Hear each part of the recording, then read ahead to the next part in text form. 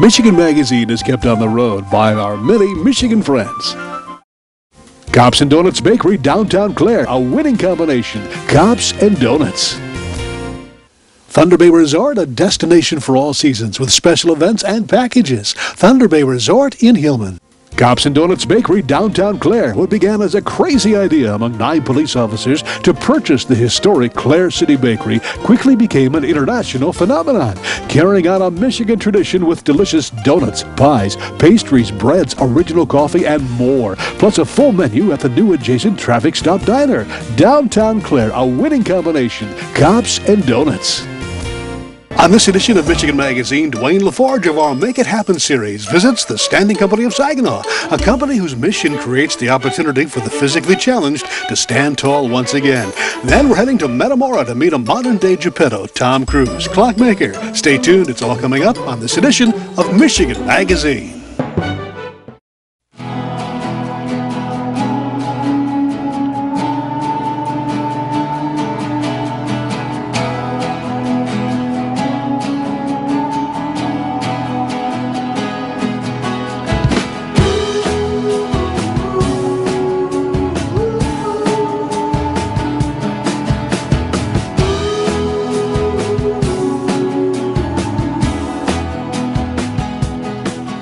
The Michigan-made rebounding mailbox pole. Never again worry about the winter snowplow taking out your mailbox with this ingenious rebounding pole. Your mailbox takes a hit and keeps coming back year after year. Call now or visit their website, toughmailboxes.com. Remembering good times and great food, Frank and Lisa invite you to Tin Lizzie's in Mile for a blast back to the 50s and 60s when food was made from scratch, including home-ground Angus burgers. A full menu of great food and good memories await you at the new Tin Lizzie's of Mile.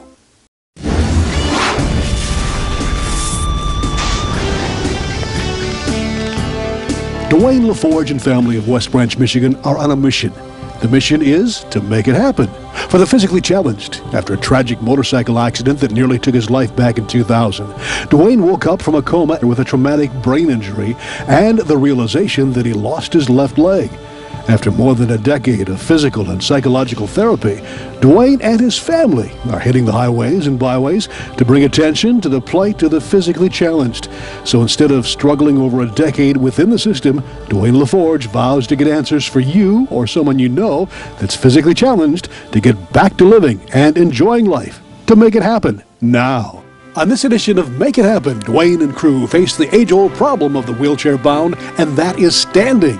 We visit the Standing Wheelchair Company of Saginaw, makers of the Super Stand wheelchair, making what was thought nearly impossible possible.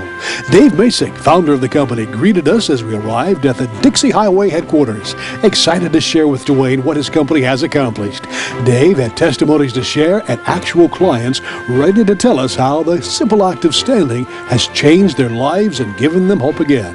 Here, Dwayne discovered a Michigan-based company that was dedicated to making it happen. Well, where I think it's even inspirational for myself is a couple people that you'll meet in here, a couple people in chairs, and what standing has done for those people. It's a different quality of life when you can stand up, talk to people at eye level, you can do things you don't have to ask somebody, and you're not in pain. I mean, and that's huge that difference. I miss, yeah. Because I've been a boss all my life, you know, and I was a plant manager before this happened, and always eye contact. Now everybody's looking down, and out of all the multiple injuries, that sort of hangs in me. Or like when people see you in the stores, they sort of glance away like you have some kind of disease. Instead of, hi, how are you? You know? Sometimes people in wheelchairs seem unapproachable. People are afraid they don't know what to say. Whereas what we found is that standing kind of breaks it out. Somehow you aren't disabled when you're standing up. Because you're focused on it. If people come over and talk to them, we had a guy one day after he got a chair. I called people back. We called people back after a week, and I said, Dan, how you doing? He said, great. He said, I've met more women. He said, the last week, he said, since I've been standing up. So he felt better about himself. Seriously, I mean, he was a young guy. Before, he felt kind of intimidated, but now He was 6 feet tall again. He felt great. Yeah, come on, guys. Go ahead. Here I am. Yeah, it's fantastic. Yeah. You know? The Standing Wheelchair Company has been perfecting their process and product for years, dedicated to each individual customer. As Dwayne would soon discover in this exclusive look behind the scenes, it takes a team of professionals to bring it all together to make dreams come true, one chair at a time. No one-size-fits-all here. Every wheelchair that we make is custom made for people, okay? So we'll show you a picture of a guy who is 6'11 and a half. I mean, he'd be probably the tallest guy in the world in a standing chair. Nobody else would have made that for him. And then we got another fellow who's crowding 500 pounds in a chair.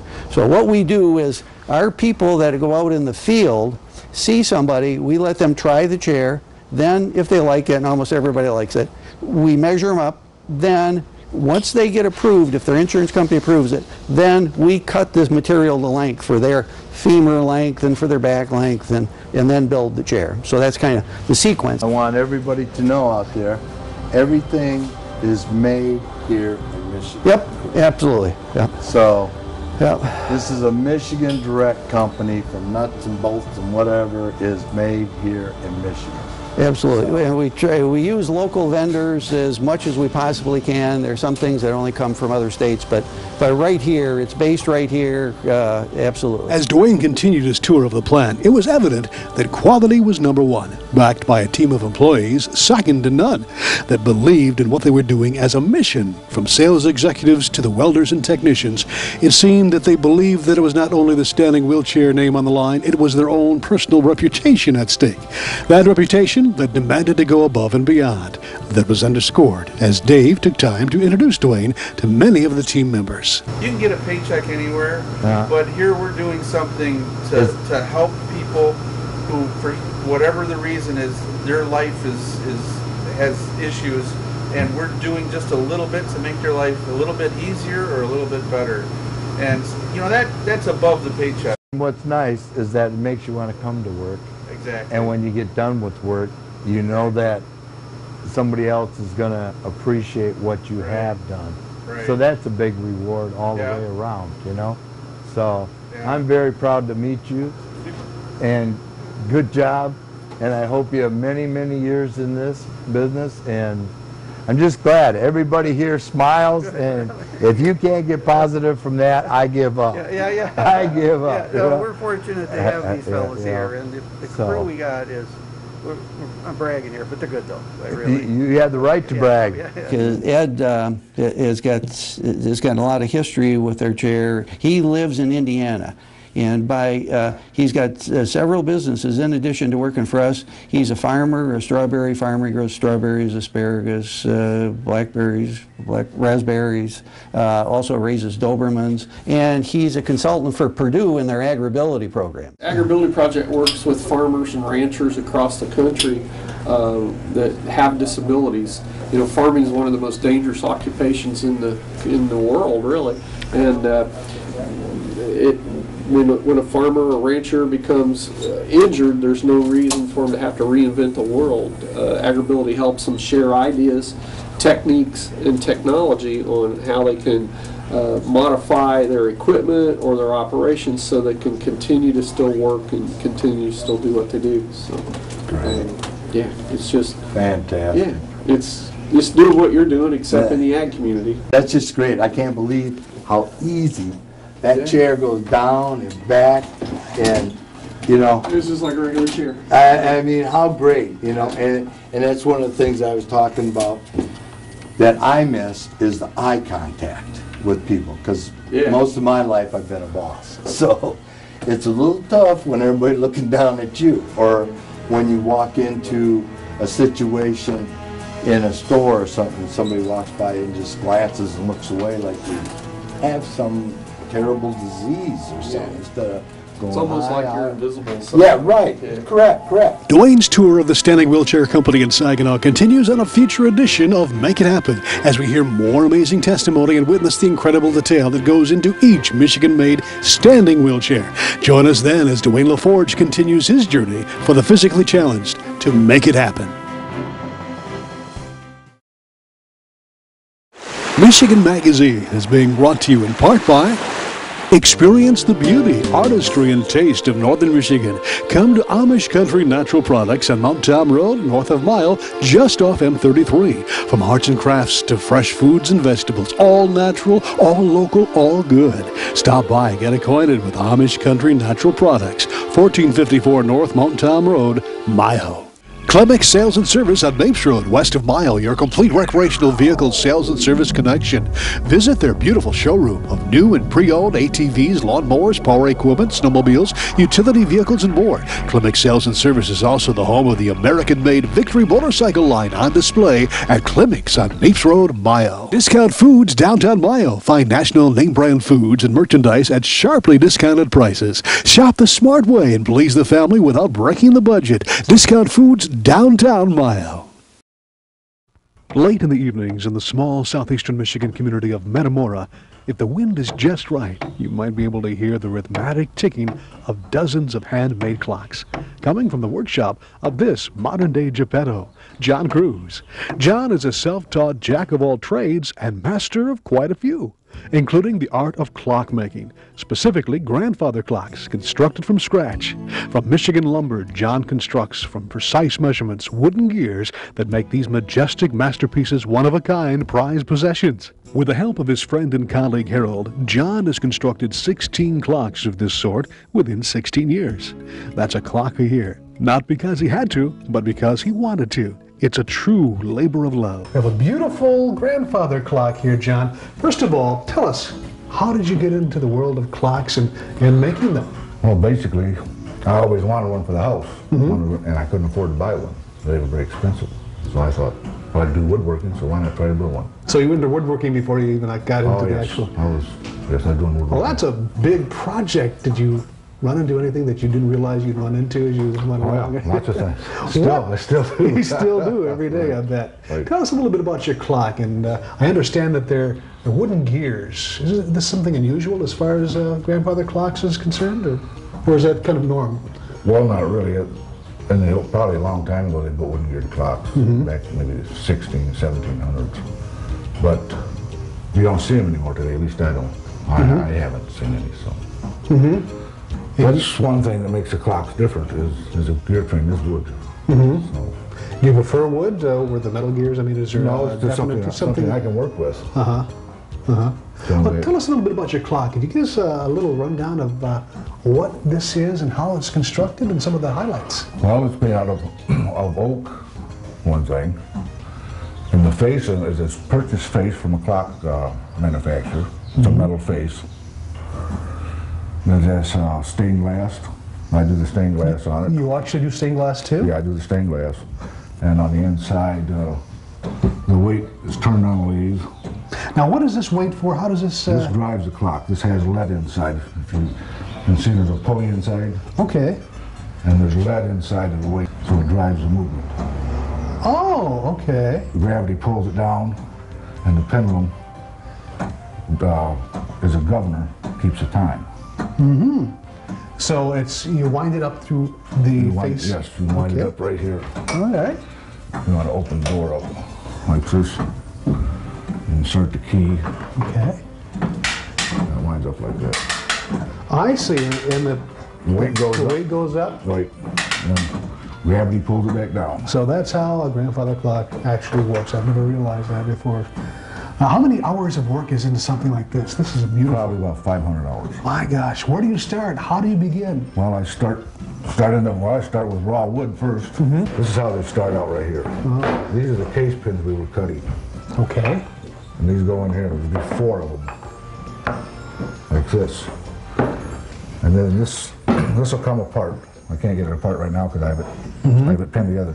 This will be the back and the front board of the clock case, so it'll be like this one here. It'll be these 2 boards. Oh, I see. And the gears are made up in the back, all checked and mic'd out, and then inserted into the case. I see the gears turning there. How do you make sure the timing is right? I mean, there must be some sort of little trick to the trade there. Yeah, I've got different tools back here that I use. There must be some romance into making these. What do you get out of it? I know, it's like you take a tree in a way and bring it back to life. You can look at it, somebody enjoyed it when it was a tree growing out in the woods, and now you can enjoy it in the house. Do you limit yourself to grandfather clocks, or do you do I other go wall clocks. wall clocks? Wall clocks, yes. They're about the same size head, but they're only about this, about to here, and they hang on the wall. So the pendulum and weight is all exposed in the, outside. What were some of the maybe misconceptions that you ran across while saying, well, I want a grandfather clock, I'm going to make it? I mean, what kind of things did you learn? I didn't know how long, I didn't realize how long it was going to take me to build a gearbox for the movement. I spent 4 years just in trying to get the movement to work. Precisely. This good 4 years. And then I've been 16 years building clocks. 16 years? And I'm only on number 16 clocks, so it's about a clock a year. Really? And that is one of the biggest things you got to take a look at, and is the timing and the gears. They've got to be right. Right. Yes, everything has to be, in the movement, everything has to be precision. It's the same as any other movement you'll buy in any other clock. And they keep excellent time, too. What did you have to, I mean, the base the time on, I mean, how did you get that? It's just something that, secrets, the clock to keep time? Right, right. When I start the movements back here, there's a movement on the wall, and I start them there. And I just get them to run. If they'll run for 1 week without stopping, then I'll start to time them in. And that's either adding weight here, or lengthening or shortening the pendulum. The longer the pendulum, the slower the movement will run. That's amazing. The higher the pendulum, the faster it runs. And you can also change the speed by increasing the weight or decreasing the weight. So there you go. But basically, I try to just get the weight heavy enough to run the movement. And then I adjust the time down here on the pendulum itself. So it takes a few days to get the timing It takes exact. about a month. A month. Yes. So we're talking about hand craftsmanship and a lot of time and hours and Right. care into this. And there's a lot of love into doing this, I bet. I mean, a love of labor. Well, I love to work with wood. You find yourself in the middle of the night dreaming clocks and... I used to. You used to? Now you got to... Right, yes I did.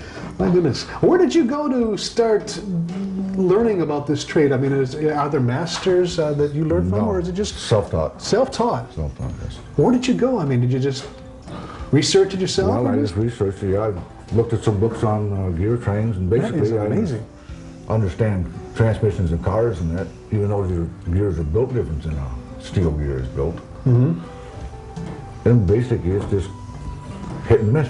Hit and try miss. it and try it until you get it. Well, 16 years, you've got it down pat, I tell Yeah, you. they're down pat now. Now, I understand that you had to, or probably you wanted to, you made your own tools to Yes, I do did. what you had to. Yes, I did. Tell us a little bit about this little thing that you and Harold came up with. Well, all this does is, like I said, this cuts these case pins. And that's all this does. This cuts this shoulder on here. Okay. And you developed this through trial and error and just decided what you needed? Me and Harold decided, well, I need to turn. I had these I use 1-inch dowels for the case pins, and I wanted to turn the ends down. Now I have other tools that you can do it with, but they do not do a good job. I will not do a good job. So we came up and developed this, and this does excellent work for what I'm doing here. Basically, I build the movement first. Okay, the movement is the key. Yeah, the movement. This is built first. It's set in the position so it runs and keeps time. And after that's done, then I'll start to build the case. And it'll look something like this. Just a rough case. Okay. And then it goes from here, the movement's set into the case like it's set in here. The movement sets right into the case, then I make sure everything's working right there. And then I start putting the trim or glass in or whatever I want to, until you get to this. To the beautiful finished product. But then again, it's still not finished until you actually set it in a home. It has to be Right, you have to set it at home. leveled. Oh, it has to be level. Yes, they have to be level. And they need to be on a solid foundation. If you put them on a floor that moves when you walk by, sometimes it causes the clock to stop because it'll throw the pendulum out. And it doesn't take much. Now, I want to take a look at your future. I mean, 16 clocks in 16 years, more or less, Right. grandfather clocks. What do I know? What is your aspirations? I mean, any idea? I want to build more. A little more? Any bigger clocks, maybe, or? Yeah, bigger than this. Yes, I can build some. I'm going to build one that's bigger than this. Matter of fact, the one I have started now is bigger than this. But I just want to. I'm retired now, so it's what I do for my part-time. You know, part-time work. Just come out here and work. John Cruz is the jack of all trades and a master of quite a few. Not only clockmaking, but John has also taught himself the art of blacksmithing and muzzleloaders, constructing again from scratch masterpieces in both mediums. John also told us of his love and talent in dulcimer making. Why did he get into that area even though he doesn't play an instrument? He told us he just wanted one but couldn't afford it, so he made it. John Cruz, another fine example of the wonderful craftsmanship and self-made masters Michigan has produced that have chosen Michigan as their home state. We'd like to thank John and Harold of Metamora for sharing with us their wonderful world of clockmaking.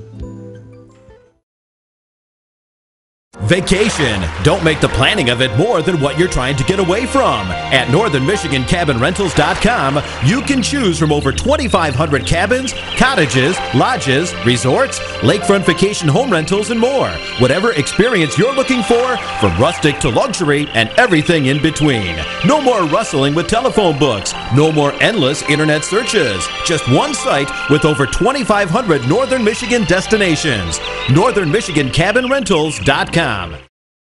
Hale Hardware, your do-it-center at Hale, Michigan. Much more than a regular hardware store, providing everything you need for whatever your project is, along with a knowledgeable sales staff to get her done. Serving Northern Michigan since 1946. Hale Hardware, south of M65 at Ainsley in Hale.